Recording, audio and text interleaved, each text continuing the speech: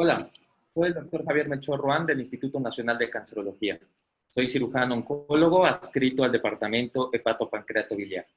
Me acompañan la doctora Erika Ruiz, quien es oncóloga médica, también adscrita al servicio de hepatopancreato-biliar, y el doctor Jorge Guerrero, radiólogo intervencionista del Instituto Nacional de Cancerología. El día de hoy vamos a hablar sobre el manejo multidisciplinario de hepatocarcinoma.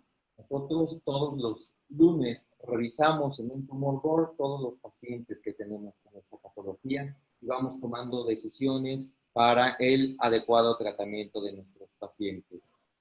Les vamos a comentar de un paciente masculino de 70 años con alcoholismo social, sin transfusiones previas, no conocido cirrótico, con hipertensión arterial, diabetes mellitus de reciente diagnóstico, y se realiza un ultrasonido por dolor en hipocondrio derecho con tumor hepático.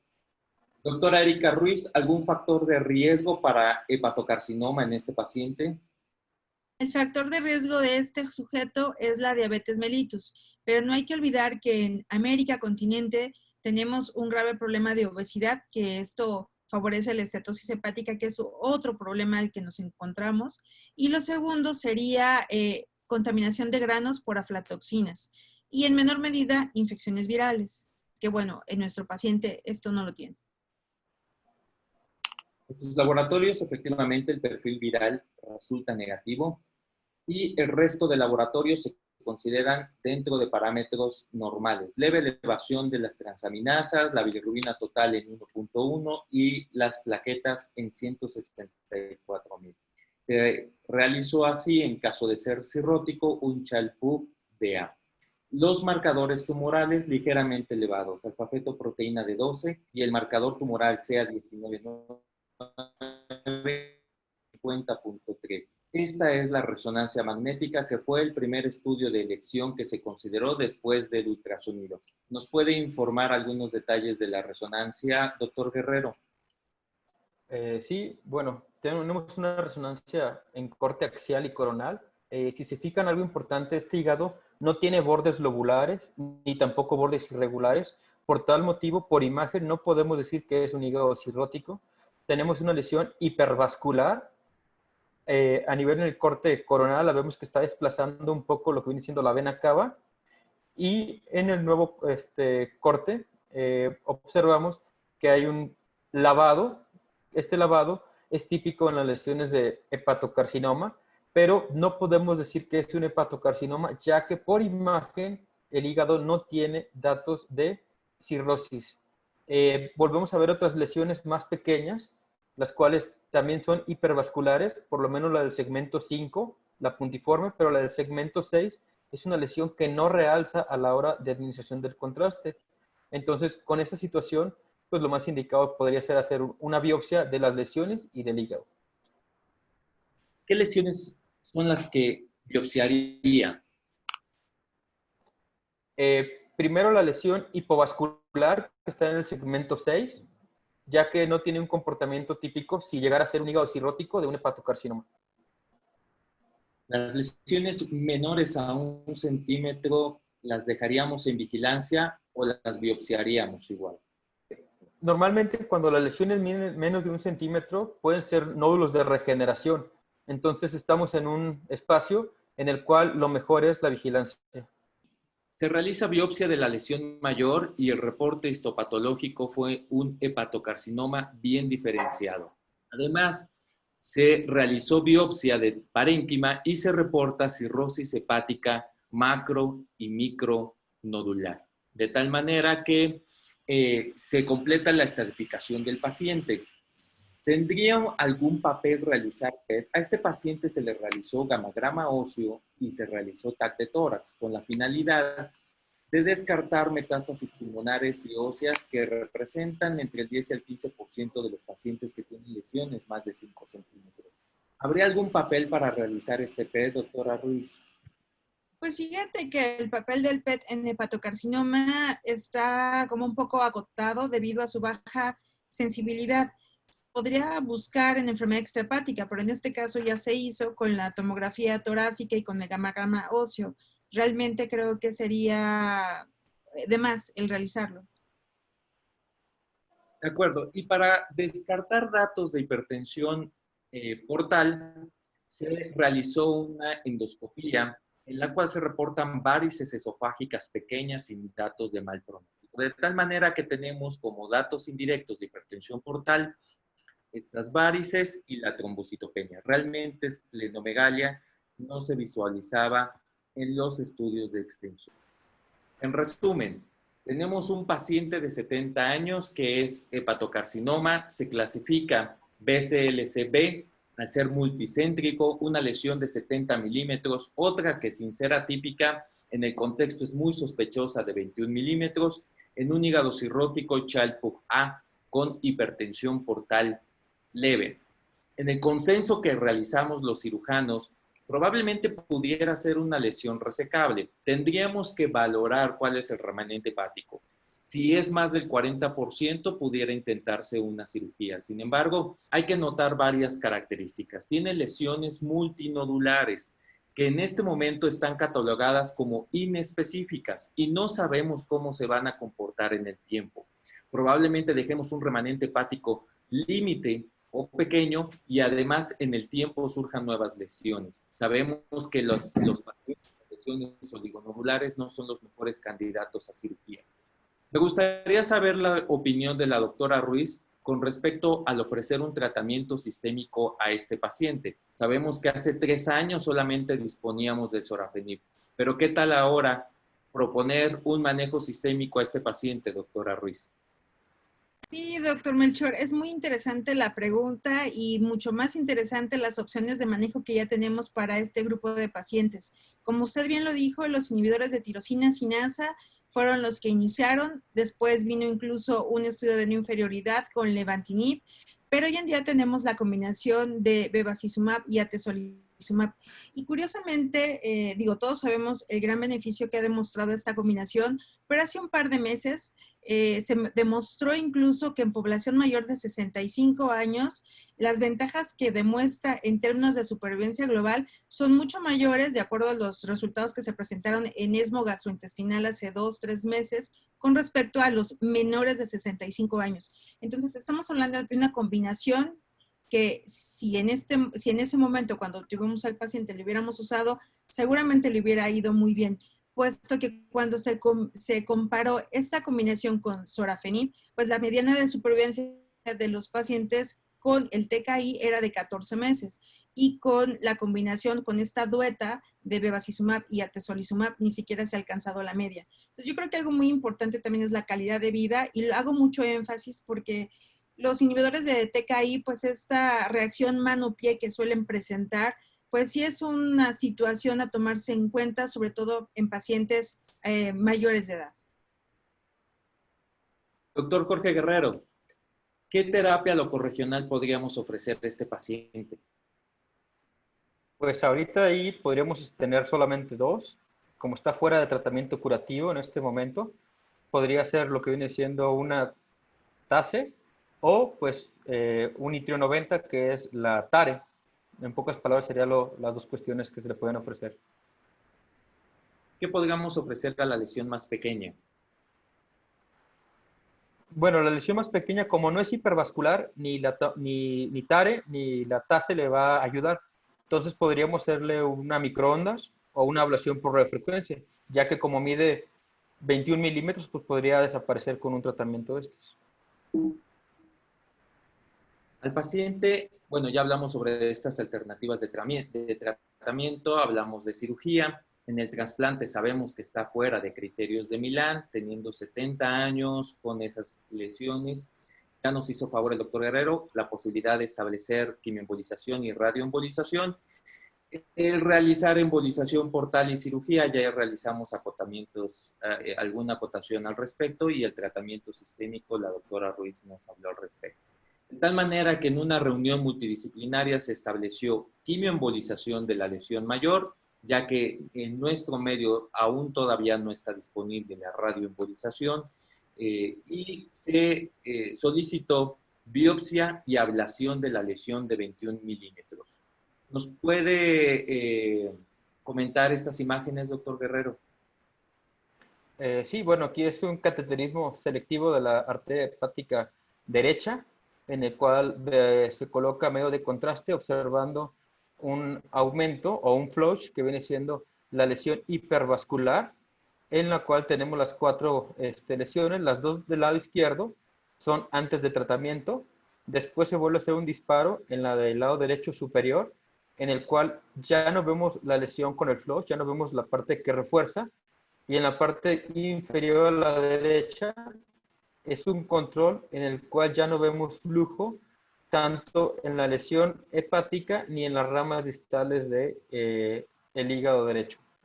Como comentario, bueno, como dijo el doctor Melchor, en ese momento no teníamos itrio, ya tenemos itrio. Acá en este momento se realiza la biopsia y la ablación. Ok, bueno, en estas imágenes vemos que tenemos las 2 agujas, se hace un abordaje simultáneo en tándem, en el cual hacemos la biopsia y en el mismo momento hacemos lo que viene siendo la ablación por radiofrecuencia, corte axial y corte coronal.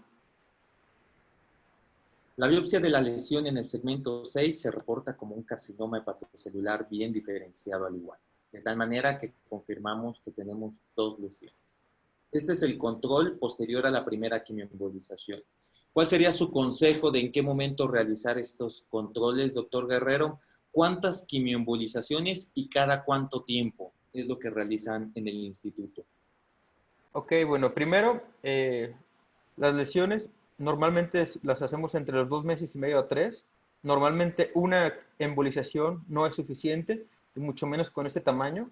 ¿Se va a repetir o no se va a repetir? Vamos viendo si tiene un child. Si su child se mantiene, se puede repetir las veces que sea necesario.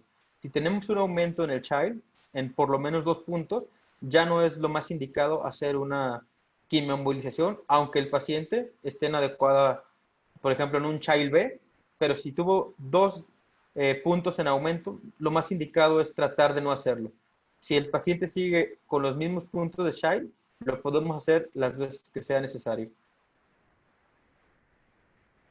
Esta es una de las imágenes de resonancia posterior a la primera quimioembolización y sí vemos efecto de la misma. Doctor Guerrero, propondríamos en caso de no haber efecto de la primera quimioembolización, una segunda quimioembolización, ¿vale la pena?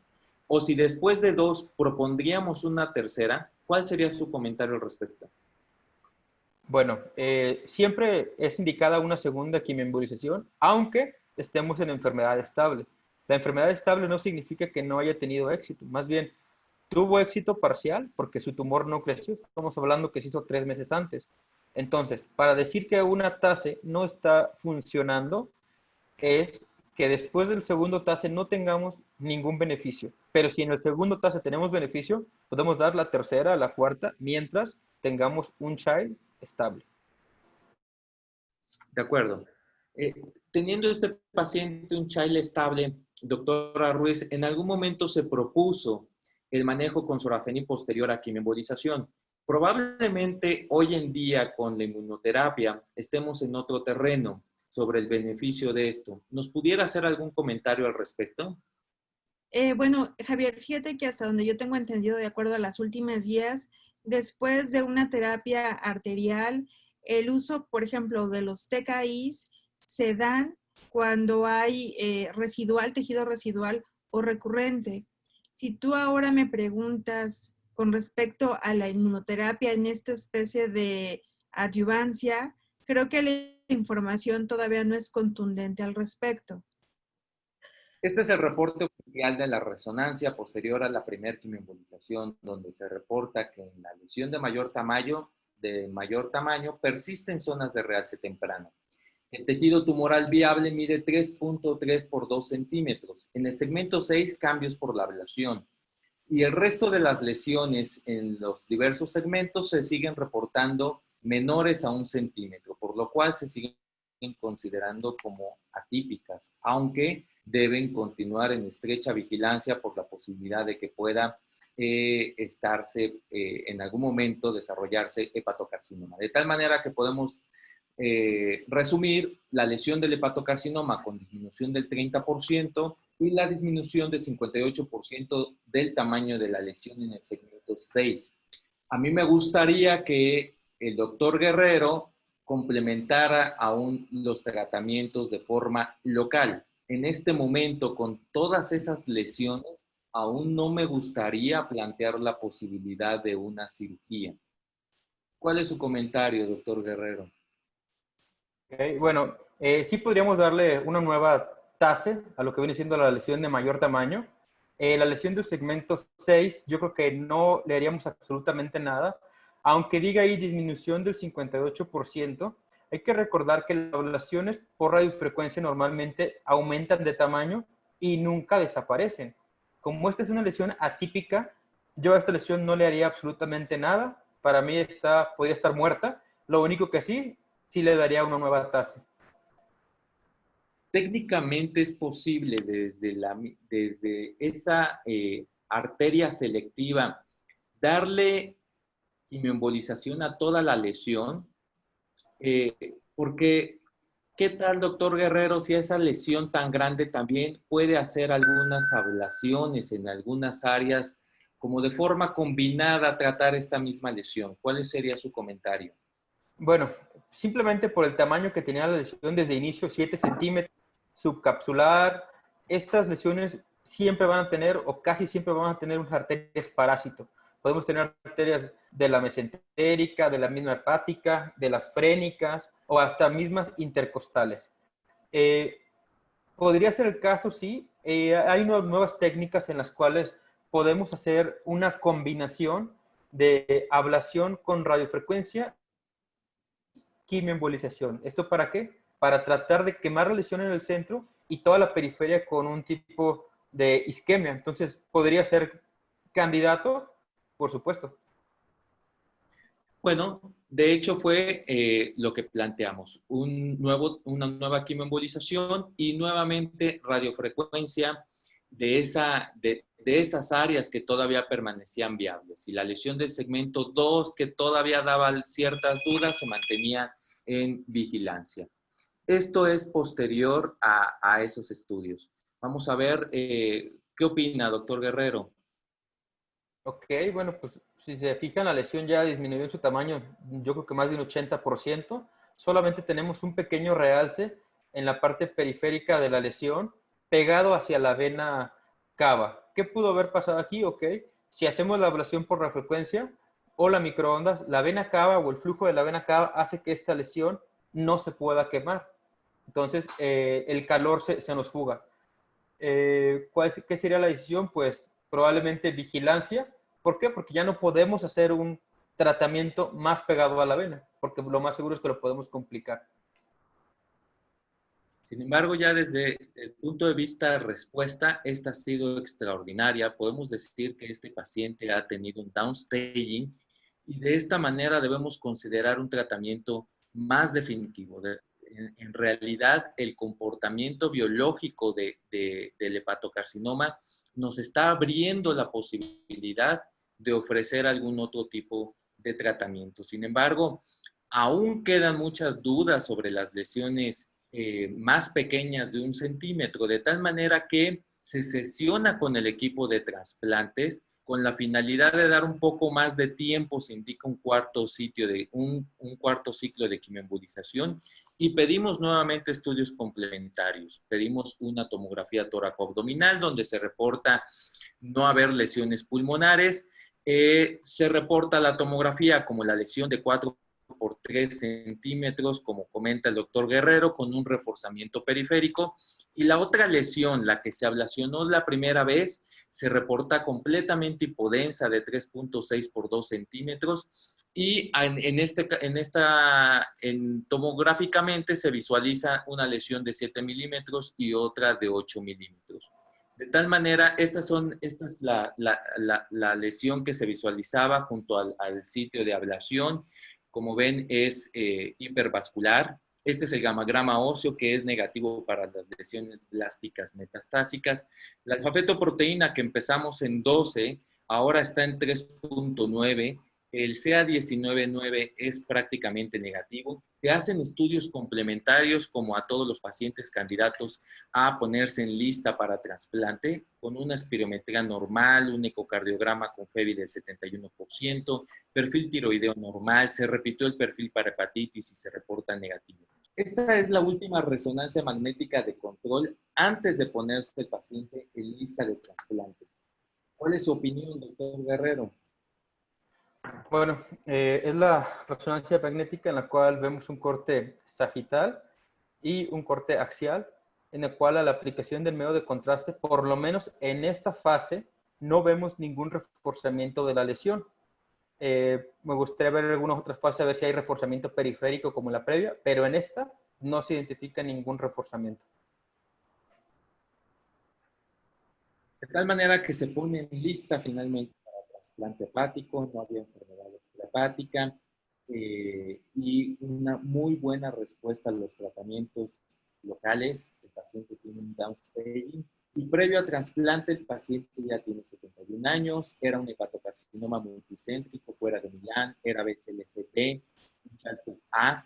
Se le habían hecho 4 quimioembolizaciones, 2 ablaciones, una a la lesión mayor como complemento a la quimioembolización y una a la del segmento 6 pequeña que se trató inicialmente. El paciente era O positivo y se le da como puntos de acepción 22 puntos de MED. Sabemos que estos pacientes se priorizan en la lista con la finalidad de que puedan acceder rápidamente a un trasplante hepático. De tal manera que para el 6 de marzo del 2018 se tiene un donante de la ciudad de Chihuahua, México, y se estaba ofreciendo un hígado de alguna manera considerado marginal, un paciente de 77 años que había tenido muerte cerebral por paciente padecía fibrilación auricular. Sabemos que es un hígado de forma que es marginal, que se ofrece a un paciente de 70 años que tiene downstaging,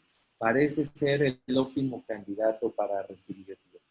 De tal manera que se realiza finalmente el trasplante y este es el reporte de patología del explante. Una neoplasia de 5.7 centímetros sin infiltración capsular. Se reportó como hepatocarcinoma bien diferenciado con áreas de necrosis y fibroesclerosis asociada. Únicamente viable 20 a 25% del volumen tumoral total. Datos de esteatohepatitis.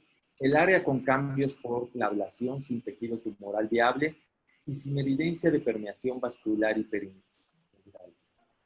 De tal manera que ya en el seguimiento el paciente tiene un gamagrama óseo negativo, tomografía toracoabdominal negativo y en el 2019 está en su tomografía de control en la cual vemos que no hay evidencia de este es el hígado que se trasplantó al paciente. Para el 20 de julio del 2020 el paciente presenta una recaída ósea y pulmonar.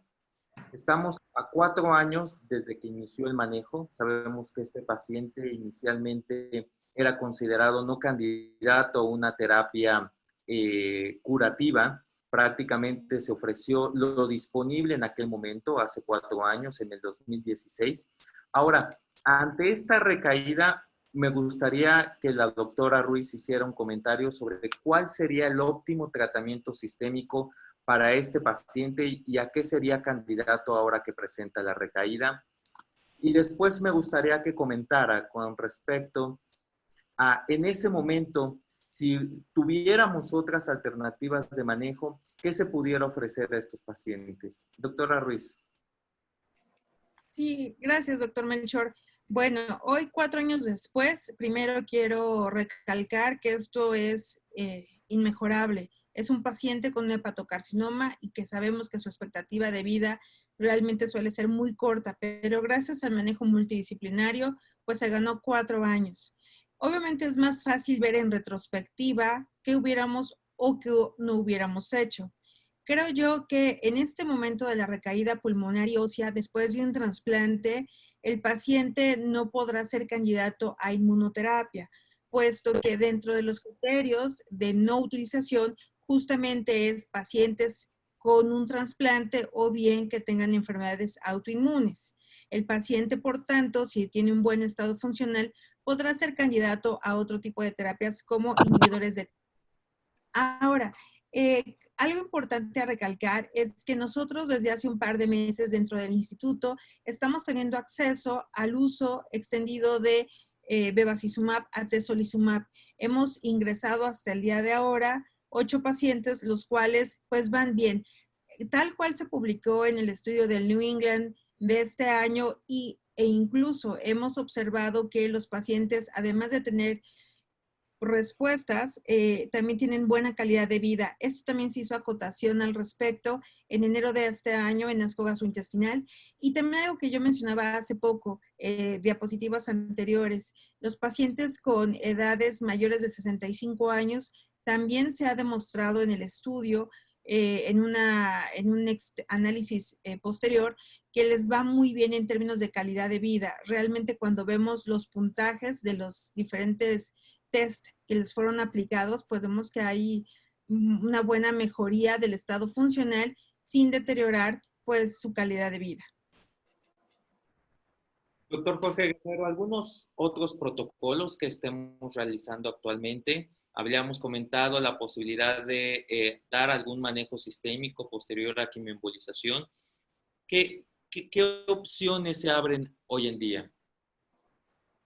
Bueno, nosotros ahorita en el instituto estamos con un protocolo ya trabajando y otro protocolo en puerta, en el cual lo que se busca es hacer el efecto abscopal, en el cual nosotros damos tratamiento a lo que viene siendo la lesión, un tratamiento Deptase, el Deptase cargado con doxorubicina, y después se le da seguimiento con tratamiento de inmunoterapia.